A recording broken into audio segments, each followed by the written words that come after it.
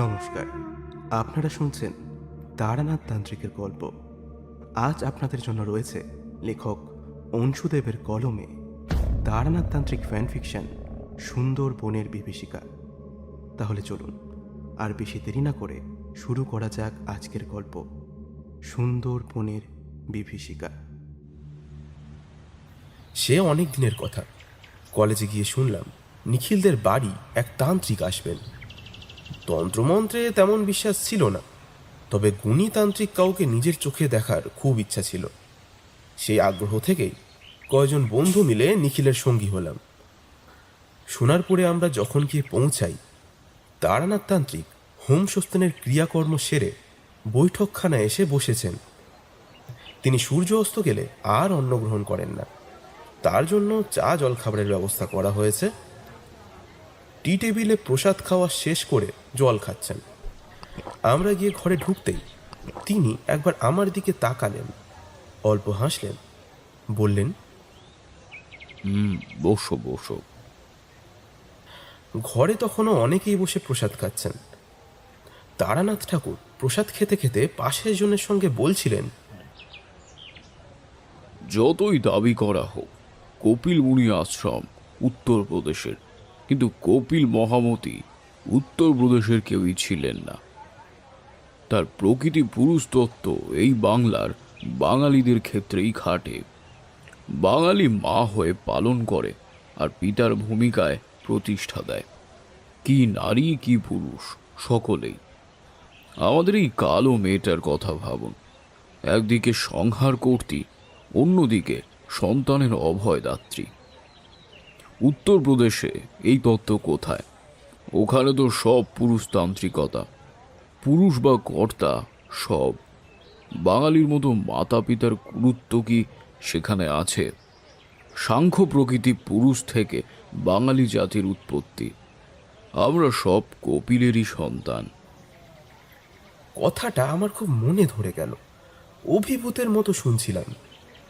ঠাকুর আমার দিকে চেয়ে আবার অল্প হাসলেন, জিজ্ঞেস করলেন, কি বাবু, তোমরা কি বলো? হ্যাঁ। আমি হাত জড়ো করে প্রণাম করতে তিনিও হাত জড়ো করে প্রতি নমস্কার জানালেন। বললাম, বিশ্বাস করুন ঠাকুর, আমার ধারণা একেবারে পাল্টে গেল।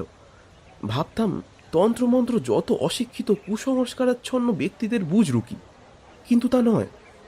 আপনার এই আলোচনায় চোখ খুলে গেল আমার। অকাট্য যুক্তি, এ কথা তো ভাবিনি আমরা। ঠিকই, বাঙালির মধ্যেই প্রকৃতি ও পুরুষের সার্থক সমন্বয় ঘটেছে। ঠিকই, আমার চোখ খুলে গেল। আলোরও যুক্তি আছে, অন্ধকারেরও যুক্তি আছে। আলোর আকর্ষণী ব্যাপ্তি, যুক্তির প্রভাবেই খ্যাতি। তাই তোমাকে সব সময় বুঝে কথা বলতে হবে। তোমার অভিজ্ঞতার পরিধি থেকে যুক্তি উঠে আসছে। সাধক, তান্ত্রিক, জ্যোতিষ সকলের কিন্তু তোমাদের মতো বিএ, এমএ, এমফিল কিন্তু সারা তাদের সিলেবাসে। কেউ প্রকৃত গুরু ধরে শিখেছে, বাস্তব অভিজ্ঞতায় পুষ্ট। কেউ ভুল পথে শিখেছে, যার শিক্ষা যেদিকে সেই সেদিকেই ভক্তি চালিত করবে। তাই বলে তুমি তন্ত্রমন্ত্রকে দোষ দিতে পারো না। আমি অবাক। এখানে ঢোকার আগেই আমি ওই কথাই ভাবছিলাম। তিনি আমার দিকে কিছুক্ষণ তাকিয়ে থেকে বললেন, তোমার জন্ম শুক্রবার। ছোটবেলা থেকে পড়ে মাথায় আঘাত পেয়েছিলে। বাবা মার তুমি একমাত্র সন্তান। তোমার আগে যে এসেছিল সে পৃথিবীর মুখ দেখতে পায়নি। সেই থেকে মা একটু অসুস্থা। তোমার বাড়িতে একটু দোষ ঘটেছে। নীল গণেশের পুজো করো, সব অশান্তি কেটে যাবে আর তোমার পড়াশোনায় মন বসবে। ঠাকুর মিটিমিটি হাসতে হাসতে বলে গেলেন, এর এক বর্ণও মিথ্যে নয়। মাকে এখনো কাউন্সেলিং করাতে হয়, নার্ভের ওষুধ খান। আমি কোনো কথা না বলতে পেরে তার দিকে হাঁ করে চেয়ে রইলাম। কি করে সম্ভব? আমার বাড়ির এ গোপন কথা আমি তো কাউকে বলিনি। কিন্তু কাউকে না বলে আমাকেই বা বললেন কেন? এতজন তো রয়েছে। আবারও মনে সংশয়ের মেঘ। ভাবছ এতজনকে বাদ দিয়ে তোমাকেই বা বলতে গেলাম কেন? আমি মাথা নাড়িয়ে বললাম, হ্যাঁ। তুমি একজন সৎ সাধকের সান্নিধ্য লাভ করেছো হে। তার প্রভাবে অনেক দোষ থেকে মুক্ত। তুমিও এক ধরনের সাধক হয়ে উঠবে। ঈশ্বরকে সর্বর্তভাবে না মানলেও সামনাসামনি কোনোদিনও স্বীকার করতে পারবে না। তোমার জিজ্ঞাসু মন তোমাকে হংসচঞ্চু দান করেছে। কে সেই সাধক? মনে করতে পারছিলাম না। কতজনের সান্নিধ্যে যাই, এইভাবে যাচাই করিনি কাউকে। আমি ভেবেই পাচ্ছিলাম না কে সেই মহাত্মা। আমাদের মধ্যে অপরেশ ছিল সুন্দরবনের ছেলে। ওর ধারণা কোনো শুভ চেতনা সম্পন্ন মানুষ সুন্দরবনের মানুষের সমস্যায় পাশে দাঁড়ায় না। সবাই দূর থেকে লেকচার মারে আর শখ করে জঙ্গল দেখে আসে আর ব্যবসা করতে যায়। সে জিজ্ঞেস করলো, আচ্ছা ঠাকুর, আপনি সুন্দরবনে গেছেন কোনোদিন? তারানাথ ঠাকুরের মুখ হাসিতে উদ্ভাসিত হলো। বললেন, যাব না কেন? আমাদের যে ডাকে তার কাছেই ছুটে যেতে হয়, আমাদেরও আদেশ হয়। তা যাই হোক, সুন্দরবন কি এখনো সেই রকম দুর্গম আছে? হ্যাঁ। অপরেশ বলল, না না, এখন যাতায়াতের অনেক সুযোগ সুবিধা হয়েছে, আগের মতন আর নেই। আমাদের প্রথমবারের যাত্রাটা বেশ বৈচিত্র্যপূর্ণ হয়েছিল। তখন কয়লার ইঞ্জিন চলতো। ঠাকুরের কথায় একটা গল্পের আভাস পেয়ে বললাম, যদি অসুবিধা না থাকে বলুন না। তিনি হাসি হাসি মুখে জানতে চাইলেন। সে অনেক বড় গল্প। বাড়িতে আবার চিন্তা করবে না তো? তার পাশের লোকটা অনুরোধ করল। বেশ বেশ। আসলে আমাদের এই পথে সাধকে সাধকে বিদ্বেষ না থাকলেও কেউ কাউকে ক্ষতি করে না। কারো অনুরোধ কেউ আবার উপেক্ষাও করতে পারে না। বারাইপুরের একজন সাধক শিষ্যও বলতে পারেন, বন্ধুও বলতে পারেন। সকলে তাকে ডাকেন গজেন বুড়ো। গজেন বুড়ো নামটা শুনে আমি চমকে উঠলাম। আনন্দে আত্মহারা হয়ে জিজ্ঞেস করলাম, গজেন বুড়ো? উনি তো আমাদের ঠাকুরদা। ঠাকুর আমাকে বললেন, তাই নাকি? অনেক বড় সাধক, বাইরে থেকে বোঝা যায় না। ভীষণ চাপা প্রকৃতির। তোমাদের গ্রামে আমি 2-3 বার গিয়েছি। গজেনের বাগানে বেলগাছের নিচে পঞ্চমুণ্ডির আসন আমি পেতে দিয়ে এসেছি। 2 বৌমা পেয়েছে গজেন, সাক্ষাৎ মা অন্নপূর্ণা আর লক্ষ্মী। এসব সাধনার ফল। আরে তাহলে আমাকে দেখেছো তো তুমি? আমি বললাম, আসলে বাবা মা হয়তো জানেন, ঠাকুরদা তো আপনার নাম কোনোদিন বলেনি, মানে প্রসঙ্গও তোলেনি। আরও কিছু বলার ইচ্ছা থাকলেও চেপে যেতে বাধ্য হলাম। গল্প শোনার জন্য সকলে অধৈর্য। একটা মেয়ে এই 14-15 বছরের হবে, তাই আড়ালে মুখ বেঁকিয়ে বলল। এই বলে গল্প শুরু করলো তারানাথ। দেখো বাপু, আমি গল্প বলিয়ে নই। সে আমার বন্ধু গজেন আছে, সেই জন্য তো ছেলে বুড়ো সকলে তাকে বুড়ো বলে ডাকে।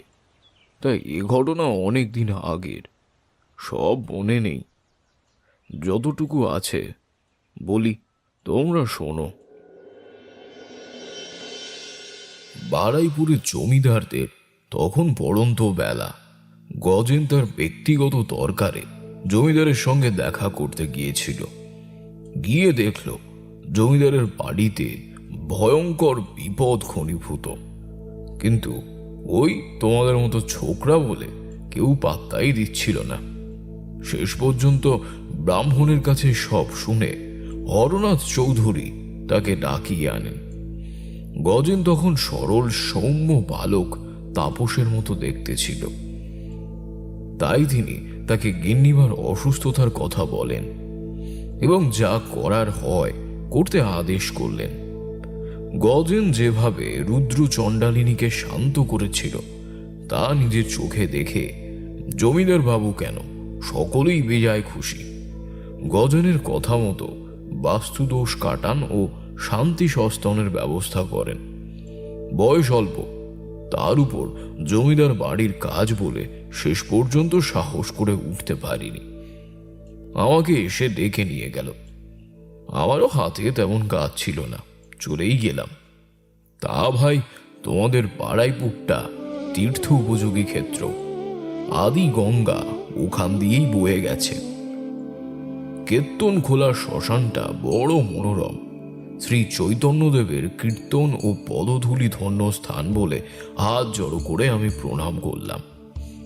তারপর শুরু করলাম দুজনে মিলে বাস্তুদোষ কাটান, হোম সস্তেন, চণ্ডীপাঠ সেরে উঠলাম রাত তখন 8টা। ততক্ষণ কর্তা গিন্নি কেউ জলস্পর্শ করেনি, আমরাও করিনি। কাজ সেরে বৈঠকখানায় গিয়ে দেখি গুণমুগ্ধ ব্যক্তিতে ভরা ঘর। জমিদার বাবুর আত্মীয় স্বজন, বন্ধু বান্ধব সবাই এসেছেন আলাপ করতে। নানান কথার মধ্যে হঠাৎ হরনাথ বাবুর বন্ধু সদানন্দ চক্রবর্তী বলে উঠলেন, হরনাথ, আমার তালুকে ঠাকুরকে নিয়ে যাওয়ার কি হবে? কর্তাবাবু জানতে চাইলেন। তোমার তালুক মানে মোহনপুর? না না, হরিণমারিতে। কবছর যে কি হচ্ছে, রোগ ভোগ মহামারী তো আছেই। এদানিং বাঘের উৎপাত বেড়েছে, যার কাছে বড় বড় শিকারীরা হার মানল। ঝাড় ফুঁক ফাঁদ সব করেছি, এখন ওখানে কেউ থাকতেই চায় না। খোশ মেজাজে কর্তাবাবু হাসি খুশি মুখে জিজ্ঞেস করলেন, ঠাকুর একবার কি গিয়ে দেখবেন? আমরাও তাহলে সঙ্গী হতাম। অনেক দিন দুশ্চিন্তায় কাটিয়ে একটু শিকার আর নৌকা ভ্রমণ সেরে আসতাম। শতানন্দেরও কিছু উপকার হতো। আমি বললাম, দেখুন, এইসব কাজে ঝপ করে যেতে নেই। আগে থেকে জেনে বুঝে তারপর সিদ্ধান্ত নিতে হয়। আপনি যতটা পারেন সবটা খুলে বলুন। ঠিক কি হয়েছে সেটা আমাকে একটু বুঝে নিতে দিন। সাত জেলে মোল্লাখালী আমার তালুক, হরনাথের তালুকের ঠিক পাশেই। মনোহরপুর আর হরিণমারি আমার দুটো কাছারি। আমার নায়েব থাকেন মনোহরপুরে। উনি বছর দুয়েক আসছেন, কিন্তু আশানুরূপ খাজনা আদায় হচ্ছে না। আপনারা তো জানেন খাজনা না পেলে কি অসুবিধে। বড় ছেলেকে পাঠালাম, সে ফিরে এসে বলল পরপর 2 বছর বন্যার কারণে চাষাবাদ নেই, তাই রোগ ভোগ মরক লেগেই আছে। পরের বছর বন্যা হয়নি, চাষ হয়েছে, খাজনা কম। ছেলেকে পাঠালাম, সে ফিরে এসে বলল কোনো অজ্ঞাত কারণে হরিণমারিতে শান্তি নেই, মানুষের মনে আতঙ্ক। বাঘ না কিসে যে নিয়ে যাচ্ছে, প্রতি মাসে 1-2 করে নিখোঁজ। জঙ্গুলে জায়গা, শিকারি পাঠালাম, তবু মানুষ নিখোঁজ হওয়া বন্ধ হলো না। নায়েবের কথায় হোম সস্তেনও করলাম, কিছুই হলো না। আমি সব শুনে চুপ করে রইলাম। কিছুক্ষণ পরে বললাম, শুনে মনে হচ্ছে সহজ কিছু নয়। আচ্ছা, আপনাদের কোনো শত্রু টত্রু নেই তো? জমিদারের শত্রু থাকবে না তা হয়, তবে এমন কোনো শত্রুতা আছে বলে তো মনে হয় না। আমি বললাম, মানুষ কষ্ট পাচ্ছে শুনে বসে থাকা উচিত নয়, সময় হাতে নিয়ে যেতে হবে। আগে কারণটা বুঝে নিয়ে তারপর কাজ হাতে দিতে হবে। সদানন্দ চক্রবর্তী আমার হাত ধরে বললেন, আপনি যতদিন খুশি সময় নিন, আপনার কোনো অসুবিধা হবে না। আপনি লোকগুলোকে বাঁচান। আমি বললাম, আমি একা যাব না, গজনও আমার সঙ্গে যাবে। সে তো অবশ্যই, ওনার কথা শুনেই তো এখানে এসে আপনাকে পেয়ে গেলাম। আপনাদের 2টো বজরা থাকবে, একটা কাদা নৌকা থাকবে, অসুবিধা হবে না। গজেন ঘোর সংসারী, বাড়িতে 2 ছোট ছোট ভাইপো, বিধবা বৌদি একা, ওই বন জঙ্গল জলার মধ্যে বাস। সে বাধ্য হলে বলতে, কিন্তু কর্তাবাবু, আমার 2 ভাইপো। জমিদার বাবু তাকে থামিয়ে দিয়ে বললেন, তোমার যা প্রয়োজন আমি দেখব। বড়বাবুকে বলা আছে, উনি সব ব্যবস্থা করে দেবেন। গিন্নিমা তো রয়েছেন। চলো গজেন, সুন্দরবনটা একবার দেখে আসবে। চলো, কাছারিতেও একটু পুজো দিয়ে দেবো। সুন্দরবনের নাম শুনেছি অনেক, অমন ভয়াল ভয়ঙ্কর জায়গা টানে তো অবশ্যই। শুনেছি রাতে এসে বাঘ নৌকা থেকে লোক তুলে নিয়ে যায়। এত বড় বড় কুমির যে ঢেকে লজ্জা পাবে। ছাগলের মতো দলে দলে নাকি হরিণ চড়ে বেড়ায়। ভেটকি, ইলিশ, তোপসে, ভাঙন তো আছেই, একটা চিংড়ি নাকি একা খেয়ে ওঠা যায় না। মাঝিরা কাঁকড়ার খোলায় নাকি ভাত তরকারি খায়। দোষের এই যে খেটে খাওয়া মানুষের খাওয়া জোটে না, তাই আর আমরা না করতে পারলাম না। যাই দেখে আসি। তখন সুন্দরবনের পথ সহজ ছিল না। লর্ড ক্যানিং এর পোর্টে পৌঁছতে প্রায় একদিন। বারাইপুর ক্যানিং সংযোগ রাস্তা সেভাবে চালু হয়নি। সকলে কয়লার ইঞ্জিন রেলগাড়িতে করে ক্যানিংয়ে যেত। ট্রেন খুব পাতলা। পরের দিন সকালে ট্রেন। ক্যানিংয়ে যেতে সে প্রায় দুপুর। লর্ড ক্যানিংকে কেন্দ্র করে ক্যানিং তখন মাতলার বুকে গুরুত্বপূর্ণ একটা বন্দর। ছোট বড় জাহাজ থেকে স্টিমার, পালতোলা গাদা নৌকার ফাঁকে ফাঁকে ডিঙি নৌকার ভিড়ে ঘাট জমজমাট, ঠাসাঠাসি সে ভিড়। দুই জমিদারের শৌখিন বজরা ছাড়তে সন্ধ্যা পেরিয়ে গেল। মাতলা চিরকাল মাতাল।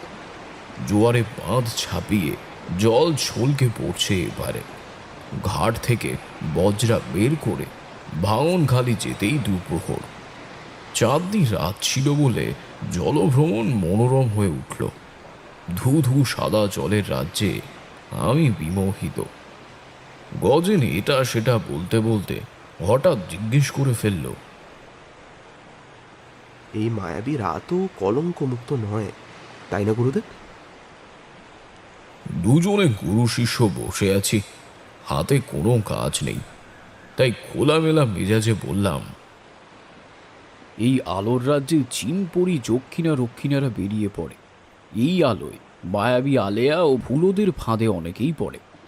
বেশিরভাগ সময় তারা খেলা করে ছেড়ে দেয়, কিন্তু পরীর হাত থেকে কিন্তু রেহাই পাওয়া কঠিন। আচ্ছা, আপনার এরকম কোনো অভিজ্ঞতা হয়েছে নাকি? বলুন না।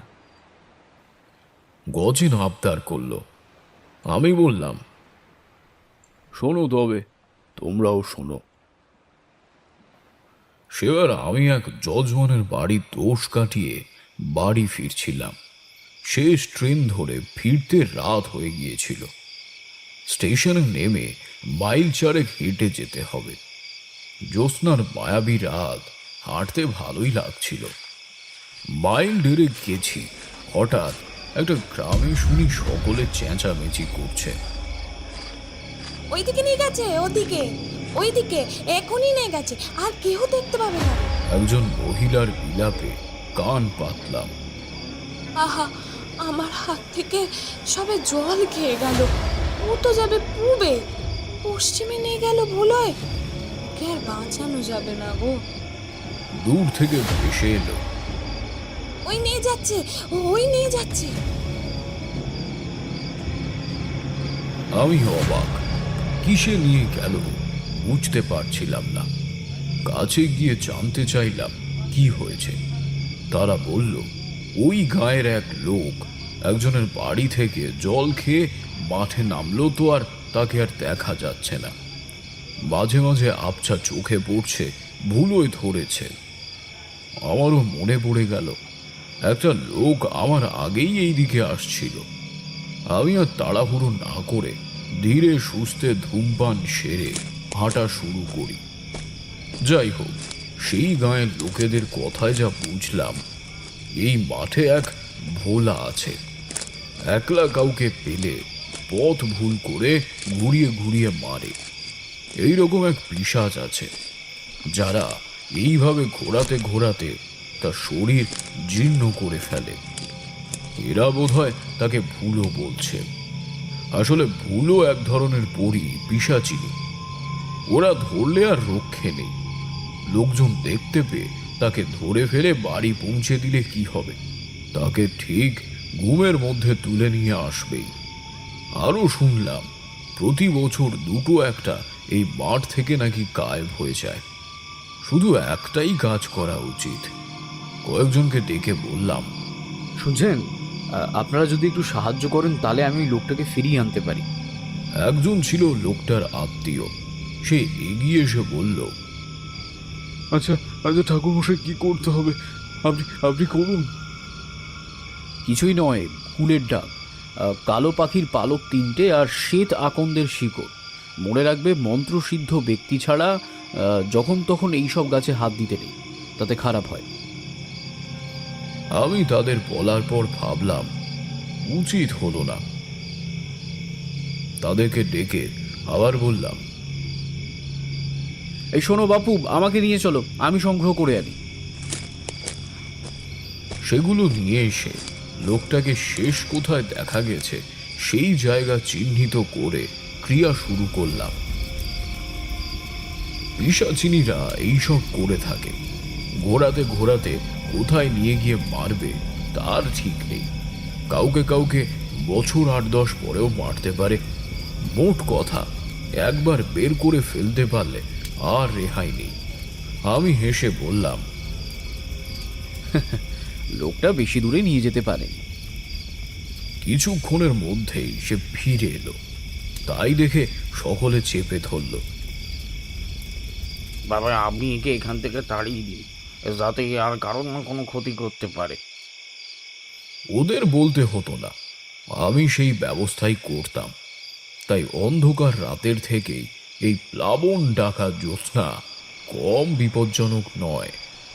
বলতে বলতে পুরন্দরের থথই জলের প্রান্তরে চোখ চলে গেল। কি মনোরম দৃশ্য! নিচ থেকে ঢেউয়ের ছলাৎ ছলাৎ শব্দ উঠছিল। বজ্রা ঢেউয়ের আঘাতে মৃদু দোলা খাচ্ছিল। সেই অবস্থায় চাঁদ চোখে রেখে কখন ঘুমিয়ে পড়েছি কে জানে। গজেনও ঘুমিয়ে পড়েছে। দুজনের ঘুম ভাঙল পরের দিন ভোরে। অনেকক্ষণ গল্প বলার পর তারানাথ ঠাকুর থামলেন। বয়স হয়েছে বুঝতে পারছি। বলতে বলতে এদিক ওদিক ভিতরের দিকে তাকাতে থাকলেন। আমার বন্ধু অপরেশ জিজ্ঞেস করল, ঠাকুর, চা খাবেন? হ্যাঁ, তা একটু পেলে ভালো হতো। ঠাকুর জানতে চাইলেন, তা সুবোধবাবু কোথায় গেলেন? সঙ্গে সঙ্গে সুবোধবাবুর ছেলে নিখিল ঘোষ উঠে গেল ভিতরে। কিছুক্ষণ পর আবার ফিরে এসে আমাদের জিজ্ঞাসা করল, আচ্ছা, তোরা চা খাবি? আমরাও প্রসাদ খেয়েছি অনেকক্ষণ, তাই সকলেই হ্যাঁ হ্যাঁ বলে দিলাম। বাকিদের জিজ্ঞেস করলো, আপনারা খাবেন তো? তারা কেউ ঝেড়ে কাশলেন না। কিছুজন হ্যাঁ, খেলে হয়। কিছুজন আর একটু পরে হলে ভালো হতো না? এই ওনাদের দাও না। এরা সব জায়গায় নিজেদের জমিদারি মনে করে। বাড়িতে কোনো কাজ থাকলে বাড়ির লোকেদের বসার সময় থাকে না, এরা সেটা বোঝে না। চায়ের সমস্যা মিটলে তারানাথ ঠাকুর বললেন, ধারে কাছে দোকান আছে, কটা পাসিং শো আনতে পারলে বোধহয় ভালো হতো। একজন অতিথি তার প্যাকেট থেকে একটা সিগারেট বের করে সঙ্গে সঙ্গে দেশলাইটা বাড়িয়ে দিলেন। আমি বাইরে গিয়ে এক প্যাকেট পাসিং শো আর দেশলাই নিয়ে এসে দেখি ঠাকুরের চা খাওয়া হয়ে গেছে। তিনি পাসিং শো ধরিয়ে মস্তিতে টান দিচ্ছেন। আমি সিগারেটের প্যাকেটটা আর দেশলাই তার সামনে রাখলাম। তিনি বললেন, আবার তুমি গেলে কেন? আমি কোনো উত্তর দিলাম না। তখন আমাদের চা আর সিঙ্গারা এসে গিয়েছিল, সেটারই সদ্ব্যবহার করতে থাকলাম। আমাদের বন্ধু অপরেশ জিজ্ঞেস করলো, আপনি গরমের দিনে গেছেন? মানে মৌচাক খেয়েছেন নিশ্চয়ই? তা তো ভাগ্যে জুটেছিল, সেই সঙ্গে বিপুল মৎস্য সম্পদ। তারানাথ ঠাকুর আফসোস করলেন, সত্যি, সে মাছ আমরা কলকাতায় দেখতে পাই না। ঠাকুর, আমি আপনাকে খাওয়াবো। ওদিক থেকে আসে, অনেকেই আসে ক্যানিংয়ের মাছ নিয়ে।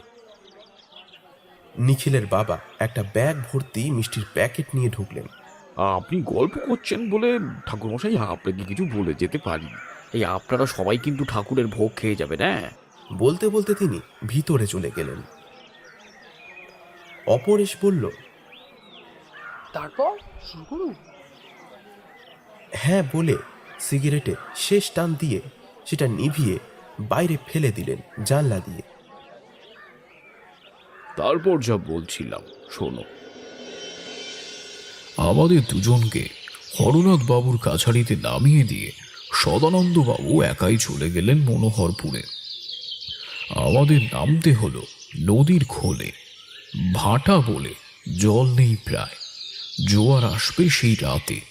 ততক্ষণ তো আর বসে থাকা যায় না। মনটা মাটি মাটি করছিল। মাটির টানটাই আলাদা। জমিদার বাবুদের জন্যে পালকির ব্যবস্থা থাকে। কোনো কোনো জমিদার জোয়ারের জন্য অপেক্ষা করে থাকেন। যাই হোক, আমাদেরকে নিয়ে হরনাথ বাবুর কাছারিতে সাড়া পড়ে গেল। জমিদার বাবুর আসতে রাত হয়ে যাবে। আমাদের সঙ্গে কিছু কর্মচারী ছিল, তারাই সব ব্যবস্থা করল। সঙ্গে সঙ্গে কাছারির পুকুরে জাল ফেলে ফুটখানেক মোচা চিংড়ি আর কাতলা মাছ ধরা হলো। দুপুরের খাওয়া দাওয়ার পর বিশ্রাম। জমিদার বাবু দোতলা ঘরের বিপরীত দিকে আমাদের থাকার বন্দোবস্ত হলো। নায়েব সুখময় ঘোষালের ঘরের পাশে দুই দিকেই দালান। নদী থেকে হু হু করে বাতাস ছুটে আসছে সারাক্ষণ। দক্ষিণে কাছারি, গোলা আর চাকর ও পেয়াদাদের থাকার ঘরগুলো গোল উঠোনে ঘেরা। তারপর বড় সদর, কিছু দূরেই নদী, তারপর জঙ্গল। বিকালে কাছারির আশেপাশে একটু ঘুরতে লাগলাম একজনকে নিয়ে। চারিদিকে জঙ্গল আর জঙ্গল। নদী থেকে দূরে আরো একটা বাঁধ, তারপরে চাষের মাঠ। অত দূর পর্যন্ত গিয়ে একদল জেলের সঙ্গে দেখা। তারা মাছ ধরে ফিরছিল।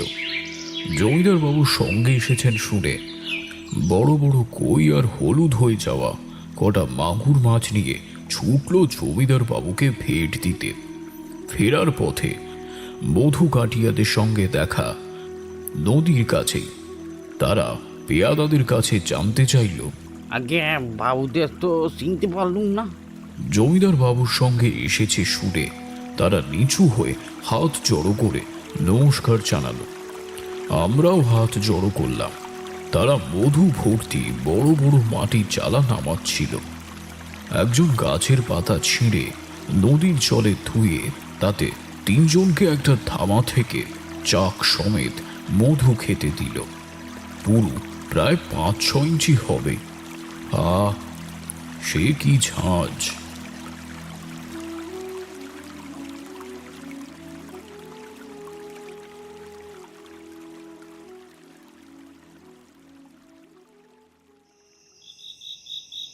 সন্ধ্যের কিছু পরে জমিদার বাবু এলেন। তিনি জল টল খেয়ে সুস্থ হয়ে রাতে বৈঠকখানায় ডেকে পাঠালেন। হোম স্বাস্থ্যের নিয়ে কথা হলো। পরের দিন লগ্ন শুভ। সব জোগাড় করতে চলে গেলাম। কাছারির ঠাকুর দালানে সব জোগাড় করে রাখতে হবে। আমাদের সাহায্য করতে এলো নায়েবের মেয়ে ও একজন পরিচারিকা। মেয়েটা সর্বসুলক্ষণা, লাজুক, নম্র প্রকৃতির। তখনকার দিনে ওই বয়সে বিয়ে হয়ে যেত বলে মেয়েটা সব কর্মে নিপুণা। গজগিন একটু দুর্বল হয়ে পড়েছিল। বয়স অল্প। ওই প্রথম আর ওই শেষ।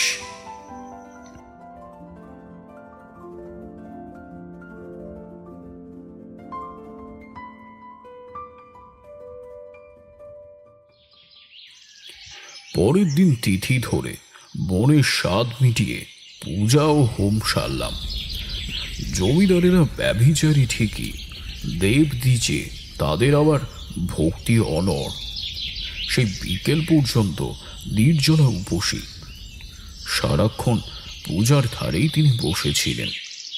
এই মানুষটাই সেদিন সন্ধ্যায় শিকারীদের ডেকে রাত পর্যন্ত শিকারের পরামর্শ করলেন। চড়া গাজিতে হরিণ শিকারের জন্য বসা হবে। দুটো বন্দুক থাকলেও তীর ধনুকে শিকারের সুযোগ নেবে একজন। জমিদার বাবু আর দুজন শিকারী মালের উপর উঠবে। যার হাতে তীর ধনুক সে গাঙের ধারে থাকবে।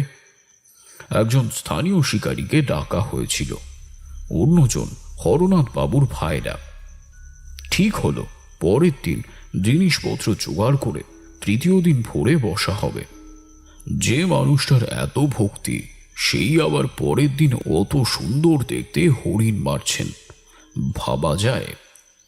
যাই হোক, এক ঘুম রাতে আমাদের টেকে তোলা হয়েছিল। নৌকায় যখন উঠি কেমন ভয় ভয় করছিল।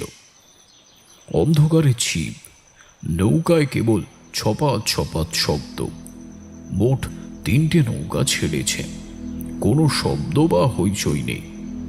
জঙ্গলে ভোর কি অপূর্ব মনোরম, বুঝিয়ে বলা কঠিন। বিশাল নদীর উপর ধীরে ধীরে পূবের আকাশ শান্ত, শুভ্র, নির্মল আনন্দ হয়ে বিকশিত হচ্ছে।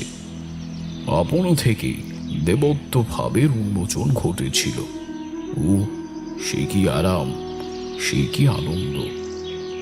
জল নেমে যাওয়া ভিজে পরীর চর যেন রূপলি ইস্পাত। তার উপর ধীরে ধীরে আলতা লাল থেকে স্বর্ণালী উজ্জ্বলতা।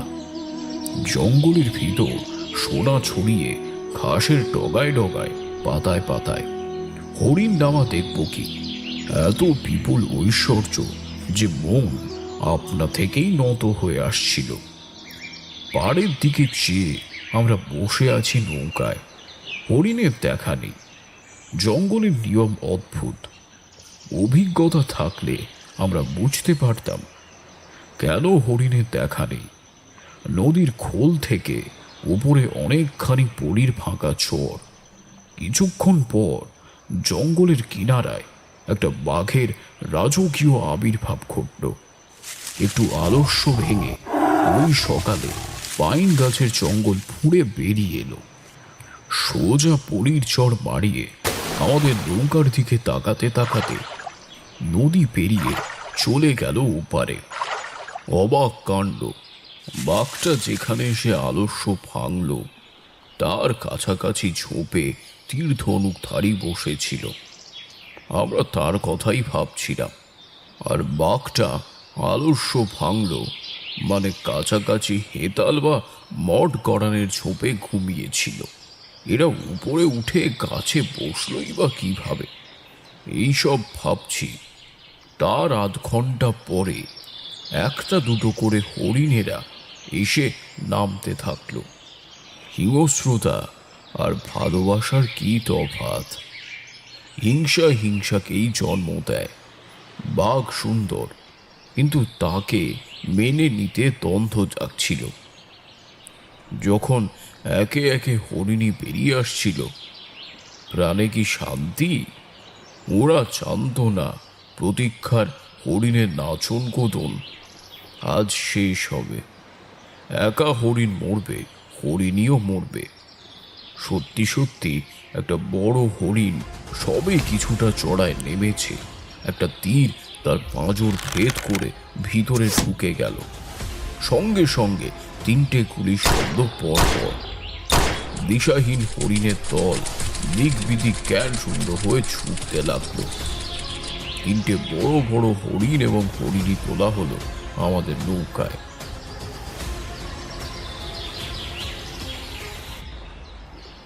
রক্তাক্ত সকাল লোভে লালসায় তছনছ হয়ে গেল। গৌরবের হাসি শিকারীদের মুখে। লোভ, হিংসা, লালসা সুকৃতি নষ্ট করে, মনে নিম্ন গতি আনে। এই 3টে জীব যেন এই শিক্ষা দিতে মৃত্যুবরণ করল। খুব খারাপ লাগলো। এত সুন্দর সকালের সৌন্দর্য কোণে বউটার মতো ঘোমটা টানা গৌরীর মুখে যেন 3টে ক্ষত। আর ভালো লাগছিল না। প্রিয়তমার মুখে দস্যু ক্ষত, ওই অপমান মেনে নেওয়া কঠিন। কি জানি, ঈশ্বর হয়তো এই জ্ঞানটা দেওয়ার জন্যে আমাদেরকে এদের সঙ্গে পাঠিয়েছিলেন। গজনের চোখ দুটো লাল। প্রাণ দিতে যাদের জন্ম, তারা প্রাণ নেবে কিভাবে?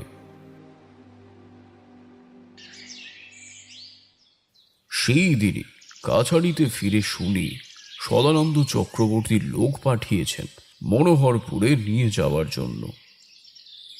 মনোহরপুর কাছারিতে পৌঁছে সদানন্দবাবু অসুস্থ হয়ে পড়েছিলেন। তাকে দেখাশোনার জন্যে নায়েব দীনদয়াল মজুমদার থাকলেও তিনি ভরসা রাখতে পারছেন না। ফলে আমরা হরনাথ বাবুর কাছারিতে আর দেরি না করে বেরিয়ে পড়ি। তখন 7 জেলে জঙ্গলে ভর্তি, চাষের মাঠ অপেক্ষা জঙ্গল বেশি। তার মধ্যে দিয়ে লোনা জল আটকাবার উঁচু বাঁধ। সেই বাঁধ ধরে মোহনপুরে পৌঁছাতে বিকেল হয়ে গেল। সেখানে পৌঁছে আগে সদানন্দ বাবুর কাছে গেলাম। তিনি আগের রাতের ঘটনায় ভীত এবং অসুস্থ। সঙ্গে সঙ্গে স্নান সেরে এসে তার উপর প্রভাব কাটাবার ব্যবস্থা করতে গিয়ে দেখি সহজ কিছু দৃষ্টি দেয়নি, গুরুতর কিছু একটা ঘটতে চলেছে। আগের রাতে জমিদার বাবুকে ঘুমের মধ্যে তুলে নিয়ে গিয়েছিলেন এক রক্তাম্বরা নগ্ন ভীষণা মূর্তির নারী। এ কে, আর এখানেই বা হানা দিল কেন, তা বোঝা কঠিন। আগে তো মনোহরপুরে কোনো অঘটন ঘটেছে তা শোনা যায়নি। আর জমিদার সদানন্দ বাবুই বা আক্রান্ত হলেন কেন? গজেনকে সব কথা বললাম। দুজনে বসে পরামর্শ করলাম কি করা উচিত। হরিণ মারিতে যা ঘটছে তা থেকে এটা বিচ্ছিন্ন ঘটনা কিন্তু নয়। কেউ একজন ভয়ঙ্করী নিম্ন ডামরী দেবী রৌরবীর চালনা করছেন। তার কি স্বার্থ আগে সেটা জানতে হবে। কেন এই ভয়ঙ্করী দেবীকে চালনা করল? ঠিক হলো গজনের হাতে সদানন্দবাবুকে ছেড়ে দিয়ে আমি হরিণ মারিতে যাব খোঁজ নিতে, সেখানে ঠিক কি হচ্ছে। কিন্তু মনটা কেমন কু গাইতে লাগলো। গজনের উপর ছাড়া উচিত হবে কিনা সেটাই ভাবছি। ঠিক তখনই মনে হলো নায়েবের ঘর থেকে কে একজন আমাদের দেখছে। আমি সেদিকে চোখ রেখে বললাম, গজেন, তুমি ক্রিয়া শুরু করলেও সকলে জানবে আমি সব। এখানে বোধহয় কোনো চক্রান্ত চলছে। গজেন বলল, এটাই আমিও বলছিলাম। কেন গজেন, এ কথা বলছো কেন? তুমি তুমি আমার সহযোগী। উত্তরে সে বলল, নায়েবকে পিশাচ চালনার দ্রব্য সামগ্রী জোগাড় করে আনতে বলুন। আমরা কিন্তু নিম্ন ডামরির মুখোমুখি হবার ব্যবস্থা করব। ঠাকুর, ওই লোকটাকে নজরে রাখতে হবে। বলে আমাকে সেই লোকটাকেই দেখালো। অনেকক্ষণ ধরে লুকিয়ে লুকিয়ে সেসব দেখছে। আমি মনে মনে বললাম, তাই তো, এ কোত্থেকে এসে উদয় হলো।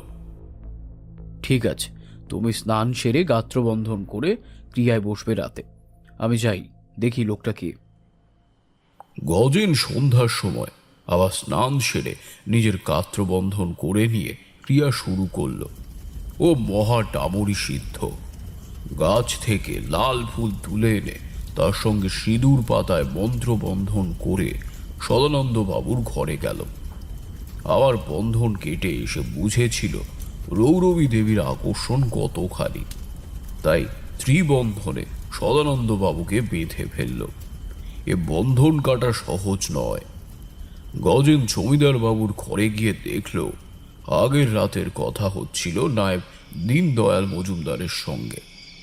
তাকে দেখে হাত জড়ো করে প্রণাম সেরে অর্ধ সত্য বলল, ঠাকুর আপনাকে খোঁজ করছিলেন।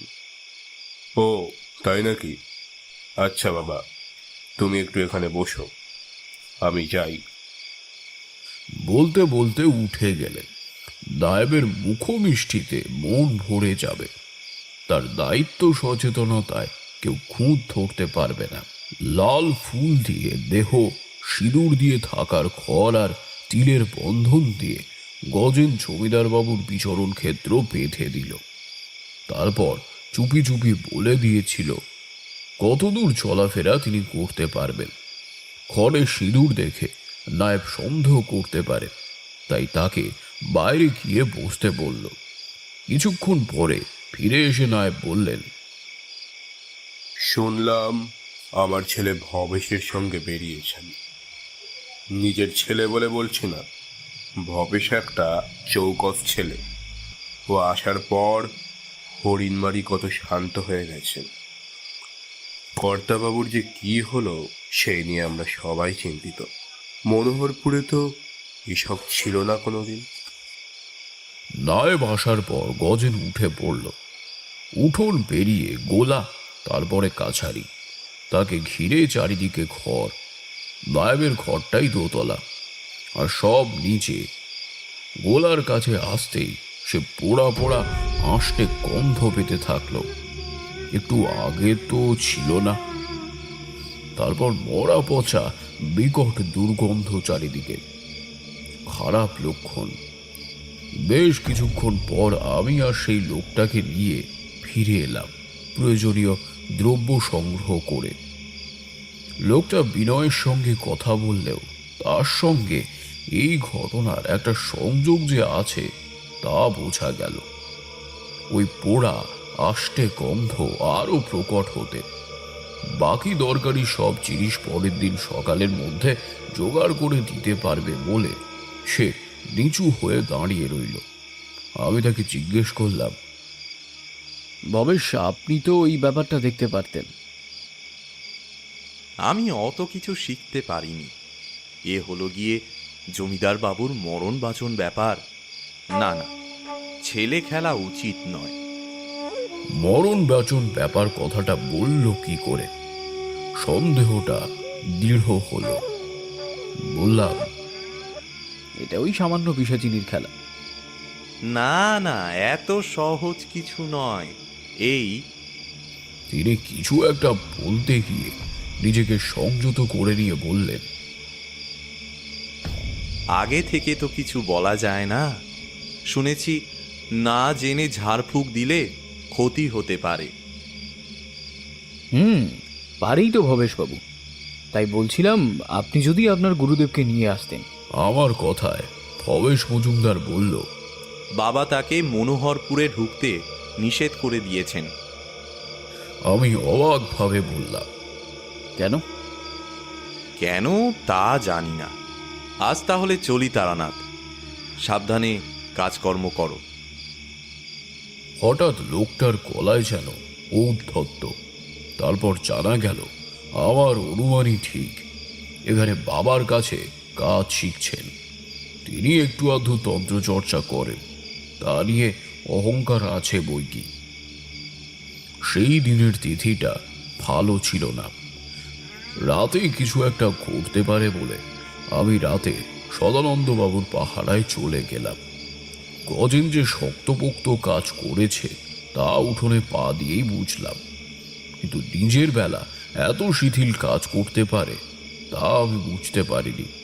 বিছানায় শুতে না শুতেই কাল ঘুম টেনে নিল।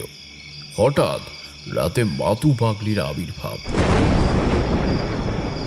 কিরে, এখানে তুই ঘুমাচ্ছিস? ওদিকে গজনের কি হলো দেখিনি? কি হয়েছে মা? কি হয়েছে? যা হবে তা না হবে না তা করতে আসিস কেন?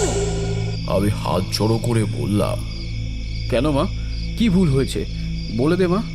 কি ভুল হয়েছে? বলে একটা কাঠ ছুঁড়ে মেরে তার সেই বিকট হাসি হাসতে থাকলো। তারপর গিয়ে বসলো যেন সদানন্দ বাবু কাছারির খামারে পাকুর গাছের নিচে। আমি আবার তার কাছে গিয়ে হাত জড়ো করে বললাম, গজনের কি হয়েছে মা বলে দে। আবার সেই বিকট হাসি। কি না হতে পারতো? গরু সহায় তাই রক্ষে। দূর হ, দূর হ। জানিস নে, ভৈরব না জাগলে নরক ঢুকবে। দূর হ, কিচ্ছু হবে না তোদের। আবার সেই বিকট হাসির মধ্যে মিলিয়ে গেল। মাতু পাগলির বিকট হাসির মধ্যে কেবল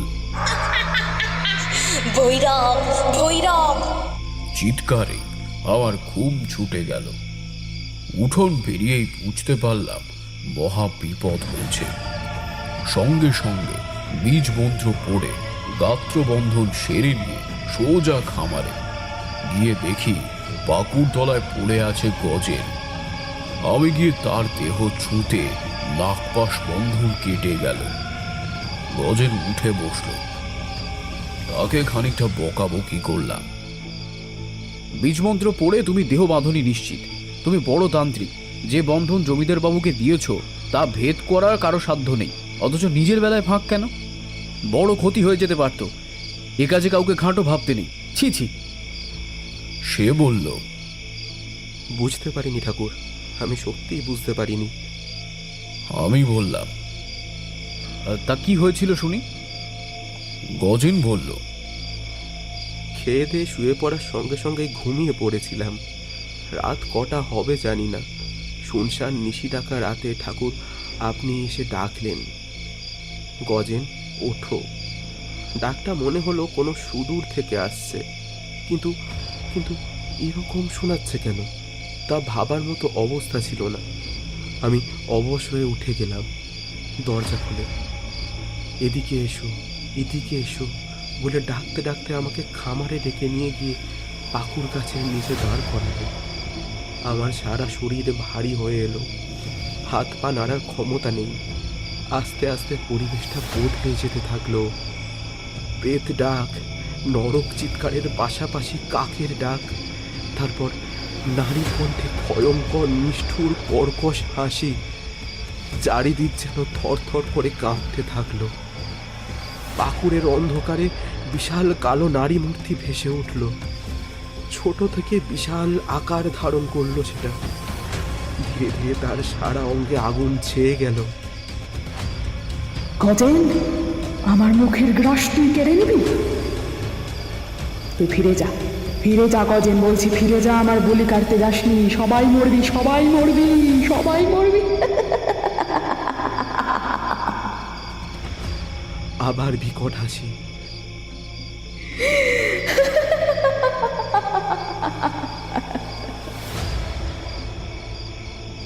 গজেন, আবার বলছি ফিরে যা, ফিরে যা। আমার বলি আমাকে দিয়ে দে। ওকে কেউ বাঁচাতে পারবে না, কেউ পারবে না। আবার সেই বিকট হাসি। ধীরে ধীরে কালো মূর্তি ঘিরে লাল আগুনের আভা। ধীরে ধীরে পুরোটাই আগুন লাল। চার হাতে চার কাটা মুন্ড, গলায় সাদা ফুলের মালা, দুই কাঁধে দুই দাঁড় কাক। আকাশ মুখরিত হয়ে উঠেছে কাকের ডাকে। এ তো রৌরবী দেবী। পাশে দুই রক্তমুখী সহচরী। আমি মনে মনে প্রণাম জানালাম। তবে ওই ভীষণ মূর্তি সহ্য করতে না পেরে জ্ঞান হারাতে থাকলাম। তিনি তখনও বলে চলেছেন, ওকে কেউ বাঁচাতে পারবে না। আমার বলিকে আমার হাত থেকে কেউ বাঁচাতে পারবে না, কেউ পারবে না, কেউ বাঁচাতে পারবে না। তুই ফিরে যা, ফিরে যা, বারবার বলছি ফিরে যা। ব্যাস, আমার আর কোনো জ্ঞান ছিল না। ওই বিশাল ভয়ঙ্কর মূর্তি আমাকে অবশ করে ফেলল। আমারই ভুল হয়েছিল। আমি সাধারণ গাত্রবন্ধন করে শুয়ে পড়েছিলাম, গৃহবন্ধনও করা হয়নি। তাই রৌরবী দেবীর শক্তির কাছে হার মানতে হলো ঠাকুর আমাকে। তা তো হয়েইছে। এইরকম ভুল আর করো না। এই কাজে ওনারা আমাদের সর্বক্ষণের শত্রু, ফাঁক পেলেই ক্ষতি করবেন। আজ তোমাকে এখানে কেউ রক্ষা করতে পারত? বকাবকি শেষ করে বললাম, আজ রাতে আসনে বসো। মাতু মহাকালের দিকে ইঙ্গিত করে গেছেন, বোঝাতে চাইলেন মহাকালের ঊর্ধ্বে কেউ নেই।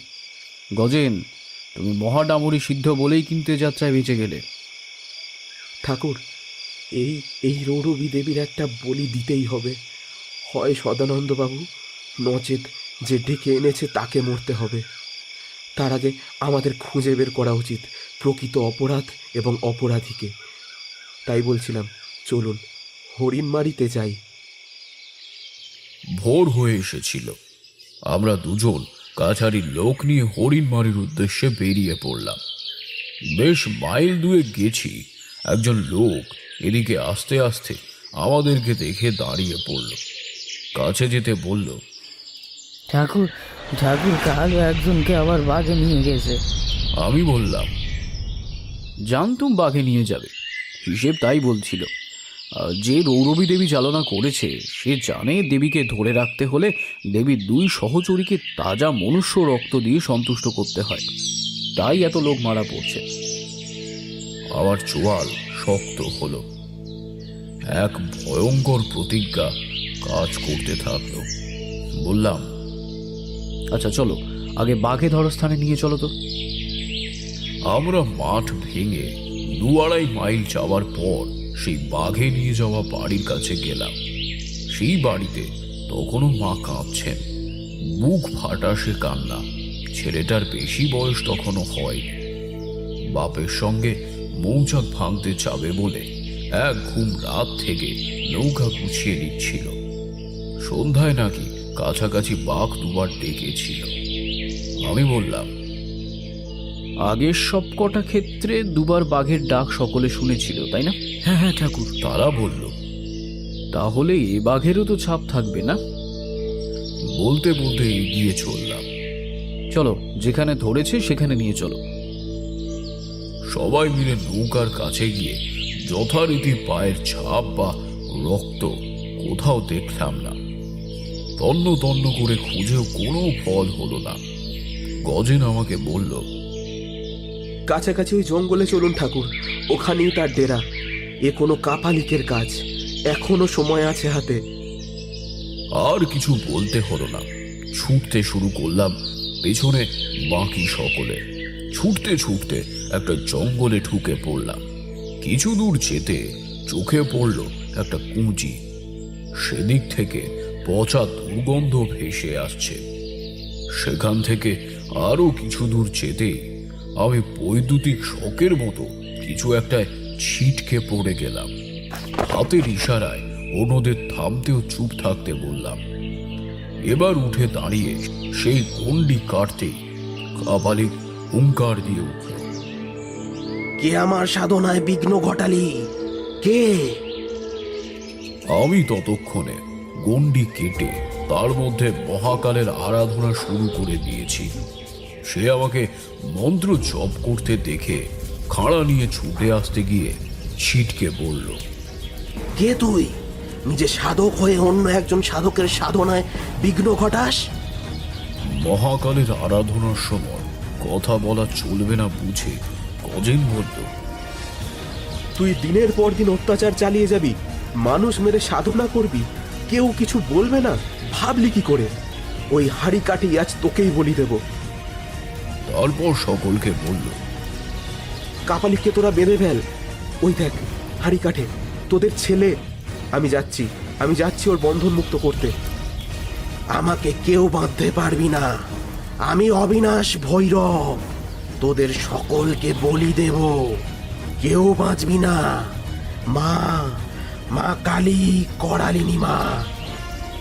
ওদিকে তখনও ছেলেটা সম্মোহিত ছিল। তার বন্ধন মুক্ত করে মন্ত্রপুত জল ছড়িয়ে দিল গজেন। সে চেতনায় ফিরল, জিজ্ঞেস করল, আচ্ছা, তুমি বাঘ দেখেছিলে? ওই কাপালিক হঠাৎ অন্ধকার থেকে বেরিয়ে এসে হাত ধরলো, তাতেই আমি কেমন যেন হয়ে গেলাম। তারপর আমি জানি না।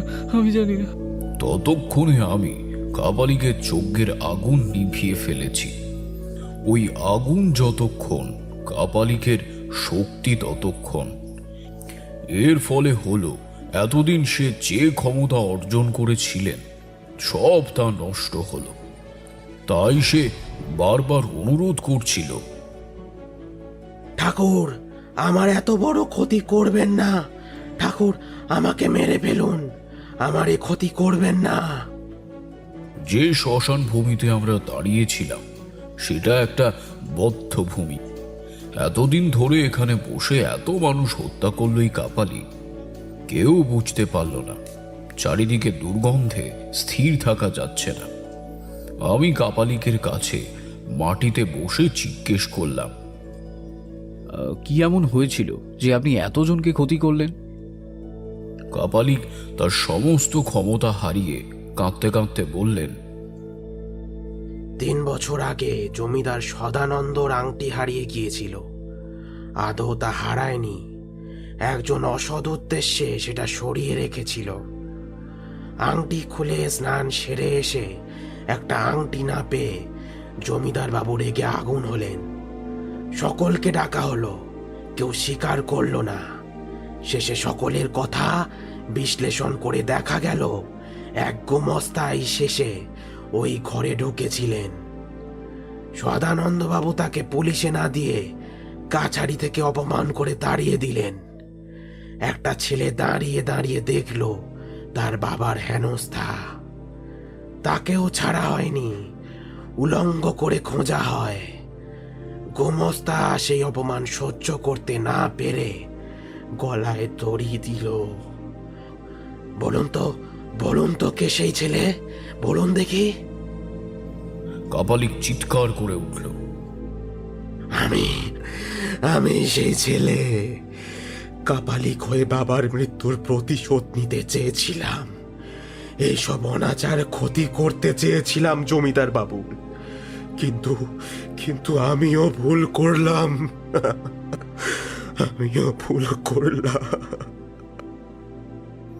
কাপালিক আবার কাঁপতে থাকল।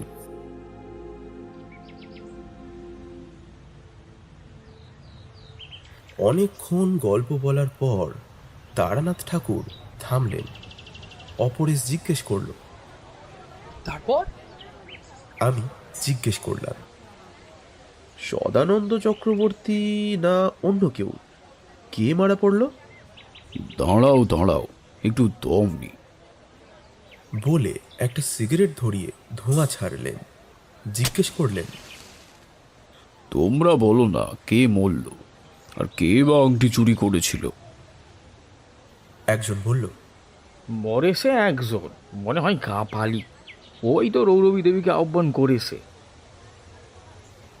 অন্যজন বলল, সদানন্দ বাবু। তো তখন জমিদাররাই তো সব উল্টোপাল্টা কেস ঘটাতো, তাই না? ঠাকুর একটা সিগারেটে সুখ টান দিয়ে বললেন, বিনা অভিজ্ঞান রৌরবী দেবীকে আহ্বান করা যায় না। সেই অভিজ্ঞানে শেষ যার অঙ্গ স্পর্শ করেছিল সেই বলি হবে, নয়তো যে আহ্বান করে অভিজ্ঞান আহুতি দিয়েছিল তাকেই মরতে হবে। তা সে যাই হোক, গল্পটা শেষ করতে দাও। তারানাথ ঠাকুর শুরু করলেন,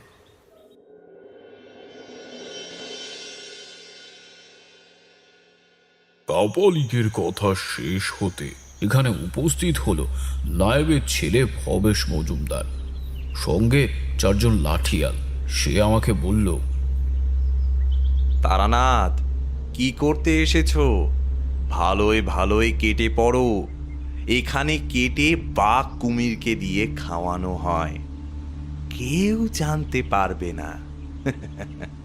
সদানন্দ চক্রবর্তীকে রক্ষা করবে? তোমরা কিচ্ছু করতে পারবে না। জমিদারকে মরতেই হবে। মানুষকে অপমান করার সময় ভাবা উচিত একদিন তাদেরও দিন আসবে। খাজনা কম উঠলে নায়েব কি করবে? দুবার বাবাকে অপমান করা হয়েছে আমার সামনে। দেখি কি করে সদানন্দ চক্রবর্তী তার জমিদারি রক্ষা করতে পারে। ওঠো কাপালিক, তোমার কাজ এখনো বাকি আছে।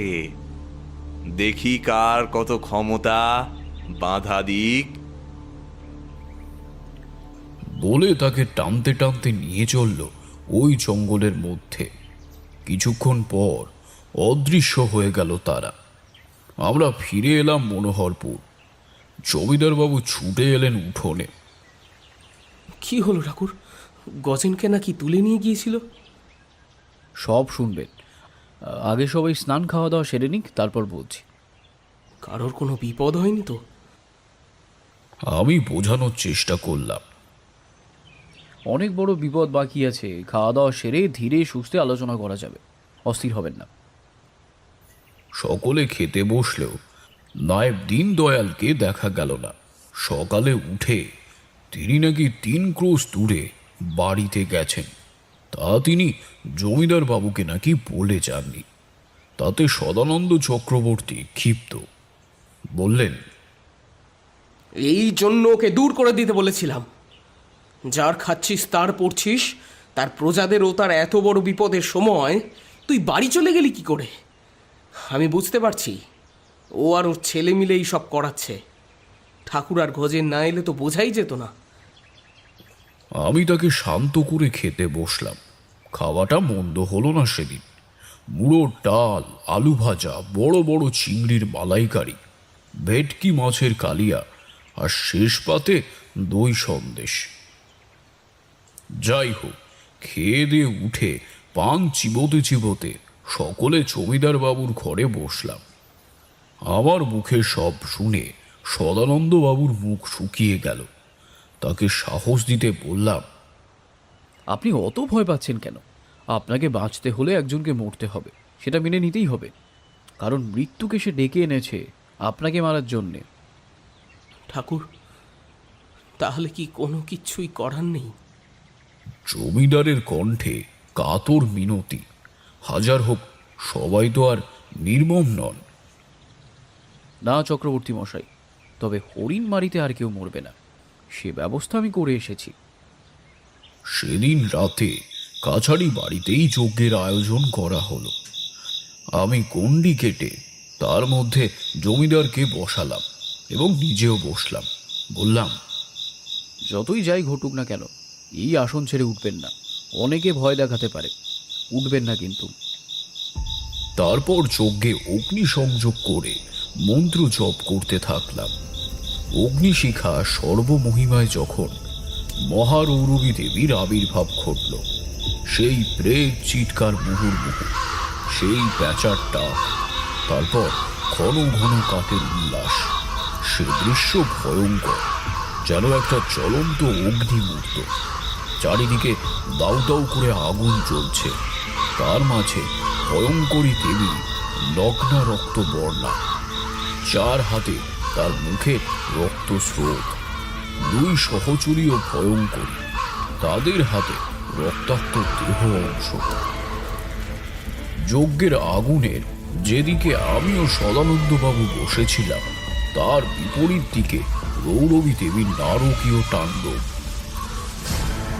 দেবীর অলৌকিক কণ্ঠে আদেশ ভেসে এলো,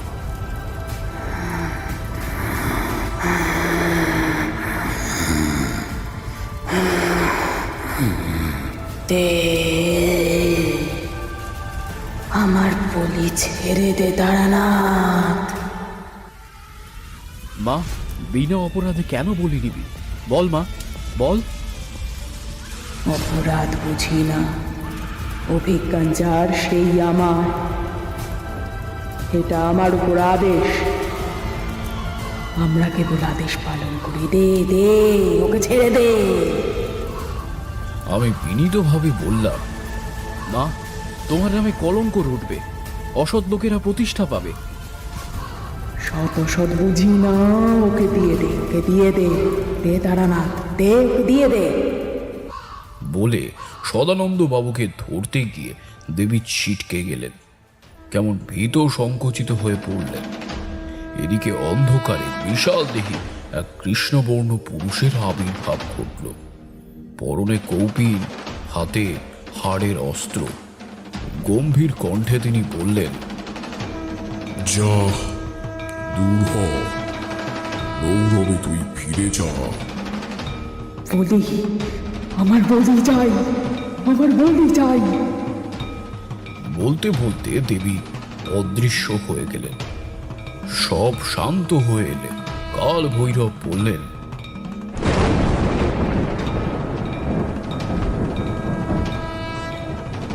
এক চোখকে দুই সাধক, দুই উপাসনা হয় না, মনে রাখিস। আমি যখন দেবীর মুখোমুখি, গজেন ভুলটা করে বসল। যদিও গণ্ডি আসন গড়া হয়েছিল ভৈরব মন্ত্রে, গজেন বীজ মন্ত্র জপ শুরু করায় কাল ভৈরব প্রকটিত হন। কাল ভৈরব মিলিয়ে যেতে যেতে বলে গেলেন, মঙ্গলের কর্মে দোষ থাকে না, তবে সাধকের বড় ভুল ক্ষতি ডেকে আনে।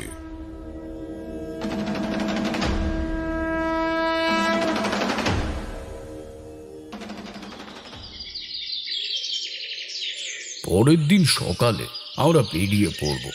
সদানন্দ বাবুর আর কোনো ভয় না থাকলেও আমি একটা মাদুলি পরিয়ে দিলাম। বললাম, এটা একেবারেই খুলবেন না। আমার মঠলেনের বাড়ি থেকে একটা তাবিজ নিয়ে এসে এটা গঙ্গায় বিসর্জন দেবেন, কেমন? সদানন্দ বাবু বিপদ মুক্ত হয়ে বেজায় খুশি, একেবারেই আসতে দেবেন না। আমি বোঝালাম, আমাদের কর্মের সঙ্গে সম্পর্ক, ভোগের সঙ্গে নয়। এতে আসক্তি বৃদ্ধি পায় জমিদার বাবু, সাধকের তা একেবারেই উচিত নয়। আমাদের ফিরে আসার সুবন্দোবস্ত করা হলো। যতখানি সম্ভব নানান দ্রব্যের নৌকা ভরিয়ে দিলেন। বলে দিলেন কলকাতায় ফিরেই তিনি আমাদের সঙ্গে দেখা করবেন। এইসব করতে করতে দুপুর। আমরা বজরায় উঠতে যাব, খবর এলো নায়েব মশাইকে আগের রাতে কে টুটি ছিঁড়ে হত্যা করে গেছে।